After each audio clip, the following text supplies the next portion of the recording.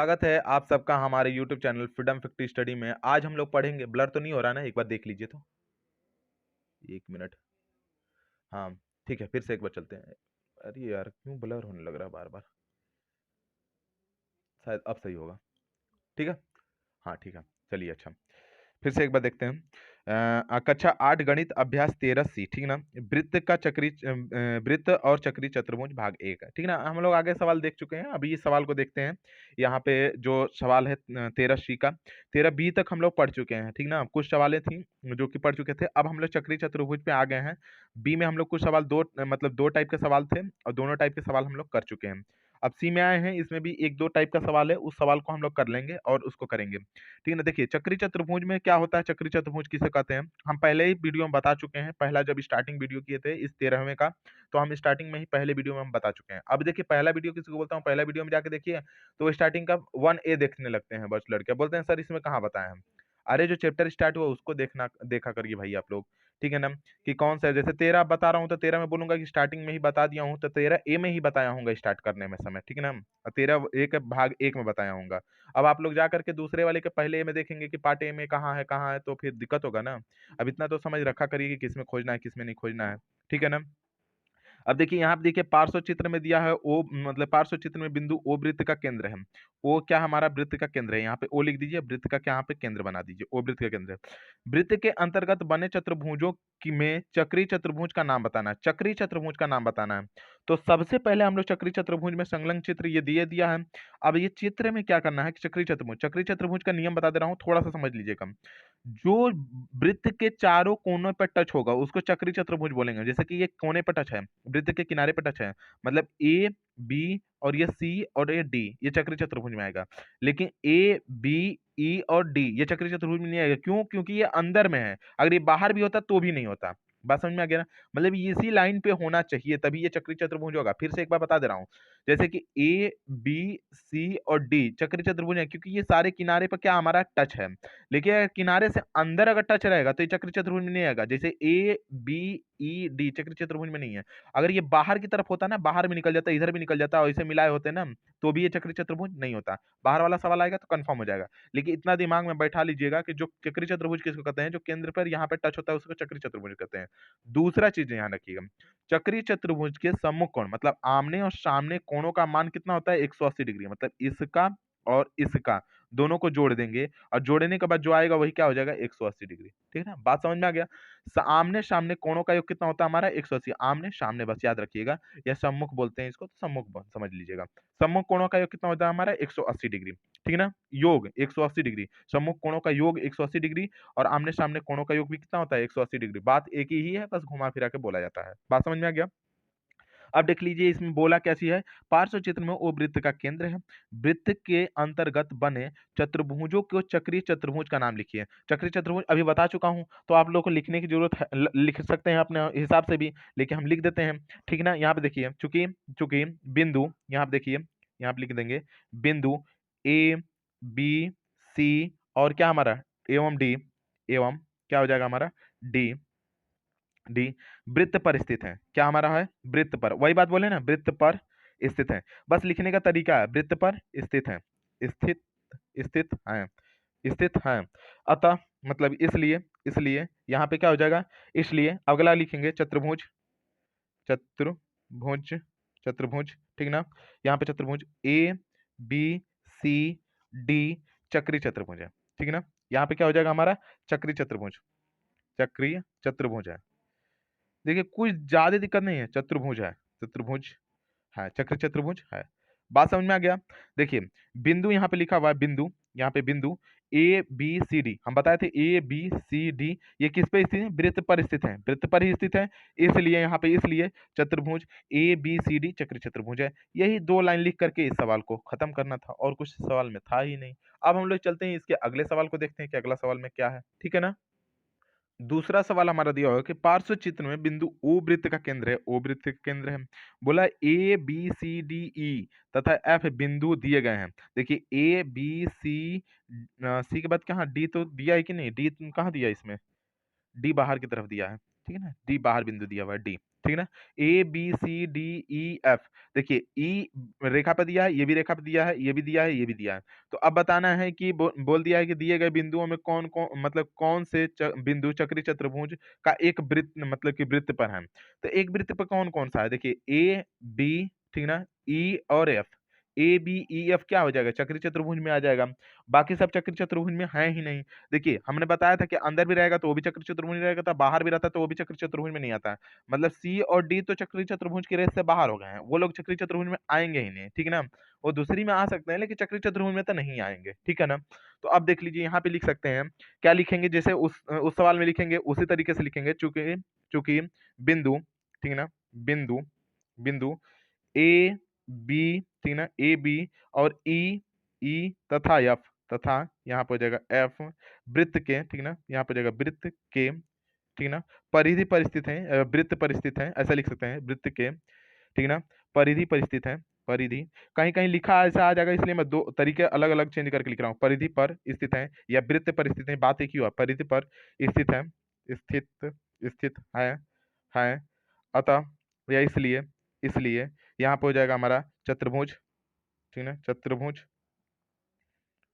भुज, चतुर्भुज, चतुर्भुज ए B E F, क्या हमारा है, ए एफ बी एफ चक्रीय चतुर्भुज है, चक्रीय चतुर्भुज है, ठीक ना, चतुर्भुज, ठीक ना, भुज, हाँ चतुर्भुज है, चक्रीय चतुर्भुज है। इस तरीके से आपको इसको बस करना था। देखिए ना, सी भी नहीं है, अगर दूसरा कुछ भी मिलाते हैं तो बस यही बनेगा, ए बी ई एफ, किधर से भी लिखेंगे, ए एफ ई और बी, तो ए एफ बी ई कुछ भी ले लीजिए, एक ही बन पाएगा, यही रेखाएं बन पा रही हैं, बाकी सी और डी तो बाहर है, तो कोई दिक्कत मतलब उसको मिलाना ही नहीं है। तो ये चक्रीय चतुर्भुज से बाहर है, चक्रीय चतुर्भुज में नहीं है। अभी जो जो नियम बताते चल रहा हूँ ना, उसको बस ध्यान से देखेंगे ना, आप लोग को याद हो जाएगा, सच्ची बता रहा हूँ मैं, ठीक है ना। उसमें बहुत ज्यादा दिक्कत करने की मतलब दिक्कत लेने की दिक्कत मतलब आप लोगों को नहीं है, कि आप लोग सोचेंगे कि कैसे करें, तो उसको समझने की नहीं, बस इतना ध्यान रखिए कि परिधि पर जो है वृत्त में वो चक्री चतुर्भुज में आएगा, जो अंदर है बाहर है वो दोनों कहाँ हो जाएंगे, बाहर हो जाएंगे। चाहे अंदर हो तो भी बाहर, और बाहर है तो वो ऑलरेडी बाहर ही है, ठीक है ना। मतलब जो वृत्त के परिधि पर रहेगा वही चक्री चतुर्भुज में गिनती होगा, नहीं अन्यथा उसकी गिनती नहीं होगी, ठीक है ना। बात समझ लीजिएगा। अब हम लोग चलते हैं इसके अगले सवाल, तीसरे सवाल को देखते हैं। तीसरा सवाल हमारा दिया हुआ है कि पार्श्व चित्र में ए बी सी डी एक चक्रीय चतुर्भुज है, चेक कर लीजिए, ये ओ वृत्त का केंद्र होता है, ए बी सी डी, हाँ चक्रीय चतुर्भुज है, क्योंकि ये भी क्या है हमारा परिधि पर स्थित है, तो ये क्या हो जाएगा हमारा चक्रीय चतुर्भुज हो जाएगा। बात समझ में आ गया ना। अब बोला है कि डी का मतलब कि पहला सवाल इसमें दिया हुआ है कि कोण डी का सम्मुख कोण क्या होगा। हमने बताया कि सम्मुख का मतलब आमने सामने, सम्मुख का मतलब आमने सामने, देखिए ये पैटर्न बदल दिया, सम्मुख, सम्मुख में से लोग सोचने लगे कहाँ पे गया कहाँ पे गया, मैं सम्मुख का मतलब आमने सामने ही समझ लीजिएगा। इसके आमने सामने कौन सा है ये, अब इसके सामने तो ये नहीं है ना, ऐसा भी सोचेंगे इधर खड़ा है तो इधर देख रहा है सामने, नहीं, तिरछा तिरछी देख लीजिएगा। अब इससे भी सिंपल क्या बताऊं मैं, तिरछा तिरछी देते हैं, तिकोना देख लीजिएगा, ठीक है ना। तो यहाँ पे देखिए डी के तिकोने में कौन है, बी है, ठीक है ना। तो बी को देख लेंगे, मतलब कि डी क्या होगा, डी का सम्मुख कोण क्या हो जाएगा, बी, और ए का सम्मुख कोण क्या हो जाएगा, सी। यहाँ पे समझिएगा बी का सम्मुख कोण क्या हो जाएगा, डी। दोनों सवाल एक ही तरीके से है, दोनों में एक ही चीज पूछा है, तो एक ही चीज करेंगे आप लोग, ठीक है ना। तो तीसरा हमारा सवाल जो दिया हुआ है इसमें बोला हमारा क्या चीज लिख देंगे हम लोग, यहाँ पे लिखेंगे चूंकि, चूंकि यहाँ पे हो जाएगा हमारा ए बी सी और डी, क्या हमारा है, ए बी सी डी एक चक्रीय चतुर्भुज है, ठीक है ना। ए बी सी डी एक क्या हो जाएगा हमारा, एक चक्रीय चतुर्भुज है, चक्रीय चतुर्भुज है, चतुर्भुज, भुज है, चक्रीय चतुर्भुज है, ठीक है ना, चक्रीय चतुर्भुज है। इसलिए यहाँ पे हो जाएगा हमारा, इसलिए, इसलिए ये पहला सवाल लगा रहा हूं मैं, इसलिए कोण डी का, ठीक है ना, कोण डी का सम्मुख कोण, सम्मुख कोण, ठीक है ना। बस लिखने का तरीका बस बदल दीजिएगा, बस समझने का तरीका बस रखिए सेम, ठीक है ना। तरीका समझने का अलग अलग रखिए, लिखने का तरीका एक रखिएगा, सम्मुख लिखा है तो सम्मुख लिखिएगा, ठीक है ना, क्योंकि आमने सामने नहीं लिखता है बीजगणित में, बस समझने के लिए मैं आमने सामने बता रहा हूँ। अब त्रिकोणा नहीं लिखता कि त्रिकोणा, त्रिकोणा देख लीजिएगा, मैं समझने के लिए आपको बता रहा हूँ कि त्रिकोणा होता है, ठीक है ना।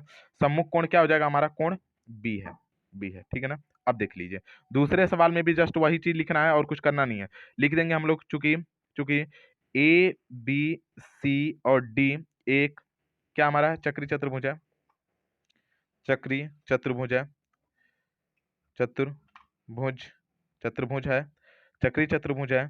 इसलिए हमारा क्या हो जाएगा, इसलिए कोण बी बी का सम्मुख कोण, मुख सम्मुख कोण, कोण सम्मुख कोण क्या हो जाएगा हमारा, कोण यहाँ पे हो जाएगा सम्मुख कोण डी, अच्छा उल्टा ही दे दिया, क्या था बी का डी, डी का बी, वही तो हो गया, डी है। बस इतना ही, हम सोचे ए का दिया होगा तो बी का ए का सी हो जाएगा, सी का यहाँ पे ए का क्या होगा सी होगा, सी का क्या हो जाएगा ए हो जाएगा, डी का क्या हो जाएगा बी, बी का क्या हो जाएगा डी हो जाएगा। बस इसी तरीके से दोनों को करना था, यही इसका क्या हो जाएंगे आंसर हो जाएंगे, ये भी इसका क्या हो जाएगा आंसर हो जाएगा। तीसरा सवाल हुआ खत्म हमारा। अब हम लोग इसके अगले सवाल चौथे सवाल को देखते हैं और उसको भी खत्म कर देते हैं। चौथा सवाल हमारा दिया हुआ है कि पार्श्व चित्र को देखिए। अच्छा चित्र को देख लीजिए भाई आप लोग, चित्र को देखिए और निम्नलिखित में से निम्नलिखित कथनों पर सत्य और सत्य का कथन बताइए। सत्य और सत्य को बताना है कि कौन सत्य होगा कौन असत्य होगा। चलिए ठीक है, देख लेते हैं हम लोग। बिंदु यहाँ पे हो जाएगा ए बी सी डी चक्र चतुर्भुज है, ए बी सी डी चक्र चतुर्भुज, हाँ मिल रहा है इस पे, तो ये क्या हो जाएगा हमारा चक्र चतुर्भुज होगा, यह सत्य हो जाएगा, सत्य। जैसे हम बता चुके हैं, आप लोग खुद भी कर सकते हैं। यहाँ पर हो जाएगा ए बी सी डी क्या चक्र चतुर्भुज है, सत्य हो जाएगा। लिखा है ए बी सी डी तथा ई एक चक्री चतुर्भुज नहीं है। देखिए ए बी सी और डी ये तो चक्री चतुर्भुज है, तथा ई चक्री चतुर्भुज है नहीं, क्योंकि अंदर की तरफ है, तो यहाँ पे लिख देंगे नहीं। ये क्या हो जाएगा हमारा असत्य हो जाएगा, यहाँ पे असत्य हो जाना चाहिए, लेकिन लिखा है कि ए चक्री चतुर्भुज नहीं होगा। हाँ तो नहीं है, सही बोला है, ये चीज नहीं है और नहीं ऑलरेडी भी नहीं है, तो ये क्या हो जाएगा, ये भी सत्य होगा। बात समझिएगा, सत्य होगा। क्यों? क्योंकि देखिए ये डायरेक्ट बोला है कि नहीं है और सही में नहीं है, तो जब सही में नहीं है तो यही भी क्या हो जाएगा, सत्य हो जाएगा, सत्य। ठीक है ना। अब देखिए अगला बोला है बिंदु ए बी सी डी ई तथा एफ चक्री चतुर्भुज नहीं है, ये भी सही है। कि देखिए ए बी सी डी और ई तो नहीं है और ऑलरेडी नहीं है, और यफ तो है लेकिन ई नहीं है, तो जब नहीं है दिया तो यहाँ पे क्या हो जाएगा हमारा, सत्य हो जाएगा, सत्य। बात समझ में आ गया। अब लिखा है कोण ए बी सी, ठीक है ना, कोण ए बी सी का सम्मुख कोण डी है। कोण देखिए कोण ए बी सी, ठीक ना, तो देखिए हमेशा बीच वाले कोण होता है, मतलब इसमें बी कहाँ पे है, बी यहाँ पे है, ठीक ना, तो यहाँ पे बी का सम्मुख कोण क्या हो जाएगा डी, बी का सम्मुख कोण क्या हो जाएगा डी।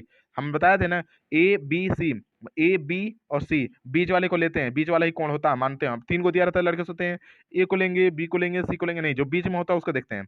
तो ए बी और सी में बी को देखेंगे कि बी का सम्मुख कोण क्या होगा, बी का कोण सम्मुख कोण क्या है डी, और जो कि दिया हुआ सम्मुख कोण डी है, तो ये भी क्या हो जाएगा हमारा, सत्य हो जाएगा। ये भी क्या हो जाएगा हमारा, सत्य। ठीक है ना, ये भी क्या हमारा सत्य है। ठीक है ना, इस तरीके से कर लीजिएगा, लाइन खींच दे रहा हूं ताकि दिखता रहे। ठीक है ना, ये हो जाएगा सत्य। अब देखिए लिखा है चक्री चतुर्भुज बी सी डी ए, यहाँ पे जाएगा बी सी डी ए, ठीक है ना, चक्री चतुर्भुज नहीं है, ये तो गलत बोल दिया ना, चक्री चतुर्भुज है भाई। यहाँ पे देखिए बी सी डी ए चक्री चतुर्भुज है, लेकिन ये बोला कि नहीं है, तो इसका मतलब क्या हो जाएगा, असत्य हो जाएगा, असत्य, असत्य हो जाएगा। बात समझ में आ गया। अब देखिए बोला है कि चतुर्भुज ए बी सी डी एक चक्री चतुर्भुज है, ए बी सी डी एक चक्री चतुर्भुज है, हाँ चक्री चतुर्भुज है, तो यहाँ पे लिखेंगे सत्य, यह क्या हो जाएगा हमारा, सत्य। ये समझ में आ गया, सत्य हो जाएगा। अब देखिए लास्ट में बोला हमारा कोण बी का सम्मुख कोण कोण सी होगा, कोण बी के सम्मुख कोण कोण सी नहीं, कोण बी का सम्मुख कोण कोण क्या है हमारा, डी है, सी तो है ही नहीं, तो इसका मतलब ये क्या हो जाएगा हमारा, असत्य हो जाएगा, असत्य। देखिए आपको सत्य असत्य कितना बढ़िया से समझ में आ गया होगा, अगर वाकई में आप हमारी वीडियो को देखे होंगे, मतलब जो शुरू से मैं बताया हूँ तेरा बी, अगर वाकई में देखे होंगे तो आपको असत्य और सत्य असत्य एकदम आराम से आ गया होगा, इसमें कोई भी परेशानी नहीं हुई होगी। अगर ज्यादा ही अगर भगा के देखे होंगे या फिर नहीं देखे होंगे, आप बोलेंगे कि नहीं नहीं कैसे बता दिए, नहीं आ रहा है, तो दिक्कत होगा। आप ध्यान से 2 3 4 वीडियो होते हैं एक चैप्टर के लिए, आप देखा करिए, आपको बिल्कुल ही समझ में आ जाएगा।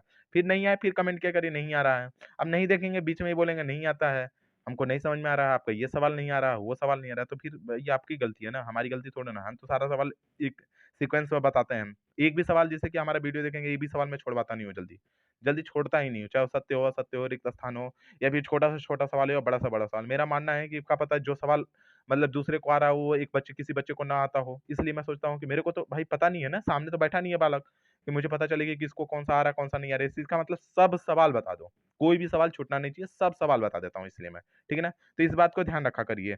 और आज इतना ही सवाल को खत्म करते हैं, क्योंकि 4 ही सवाल था इसमें, तो चौथा सवाल हुआ खत्म। और अगले वीडियो में हम अगला चैप्टर देखेंगे आपका डी। ठीक है ना, तो आज के लिए इतना ही, धन्यवाद।